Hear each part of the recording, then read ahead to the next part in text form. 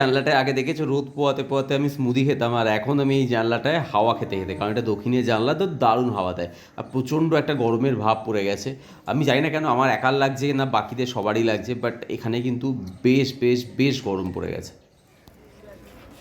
So gym থেকে বেরিয়ে পড়েছি, আর ছাতা ছাড়া এখন একদম চলা মুশকিল, প্রচণ্ড রোদের তেজ। জাস্ট জিম থেকে আসলাম, 10:30 বেজে গেছে। এখন রান্নাটা করে নিই, কারণ মা দিদাকে নিয়ে বেরিয়ে গেছে হসপিটালে। হসপিটাল না, ওই যে ডক্টরকে মান্থলি দেখায় সেই ডক্টরের কাছে গেছে। সো চলো এখন ড্রেসগুলো চেঞ্জ করে নিই, নিয়ে রান্নাটা বসিয়ে দিই করে।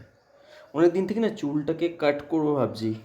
তো তোমরা একটু জানিও আমাকে যে কীরকম করবো, মানে ছোটো রাখবো না মানে বড়ই রাখবো না ছোটো করে ফেলবো। সো তোমাদের সাজেশন কিন্তু দরকার, তারপরেই চুলটাকে কাটবো, ঠিক আছে? সো সেই এক কাঁদি ডাব এনেছিল, তার থেকে 4খানা ডাব পড়েছিল জানো তো। আর ডাবের এখন মারাত্মক দাম, মানে 60 টাকা 50 টাকা করে পিস। আর তার মধ্যে জল কত হবে কোনো গ্যারেন্টি নেই। এই ডাবগুলো যে খুব বেশি জল সেরকম না, তাও এগুলো 60 টাকা করে নিয়েছে। তো নষ্ট করতে প্রচুর গায়ে লাগে বস। তাই ভাবলাম যে বাবাকে দিয়ে দিই কেটে, আর আমিও খেয়ে নিই, মারা এসে খেয়ে নেবে।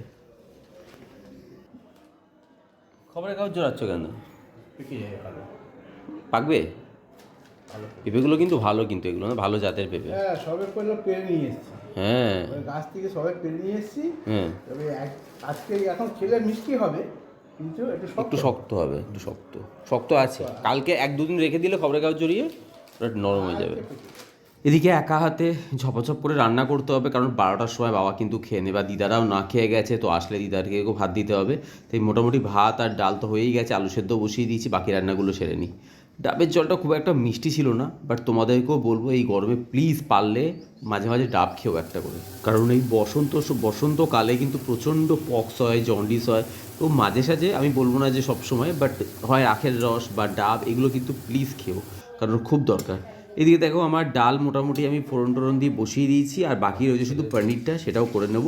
আর দিদার জন্য ভাবছি একটু পনির করে দেবো আজালা করে, জানো তো, কারণ সব সময় আমরা খাই আর দিদার জন্য করা হয় না। ভাবলাম আজকে একদম লঙ্কা ছাড়া আর অল্প তেল দিয়ে একটু পনির করে দেবো দিদা, তাহলে দিদার ভালো লাগবে। আর আমাদের পনিরটা ওই একটু ধনেপাতা বাটা, কাঁচা লঙ্কা বাটা আর জাস্ট একটু আদা বাটা দিয়ে আমাদেরটা করছি। আর দিদারটা দেখো একদম টেলটেলে পাতলা ঝোল করে দিয়েছি। এইটা দিয়ে গরম গরম ভাত কিন্তু দিদার বেশ ভালো লাগবে। সো একটু পাঁপড়ও ভেজে নিলাম, কারণ মা বাবা খুব একটা পনির ভালোবাসে না, পাঁপড়টা হলে ওরা ভালো খাবে। ওই দেখো বলতে বলতে বেল বাজছে, দিদা আর মা মনে হয় এসে গেছে। বাবা হয়ে গেল দেখুন,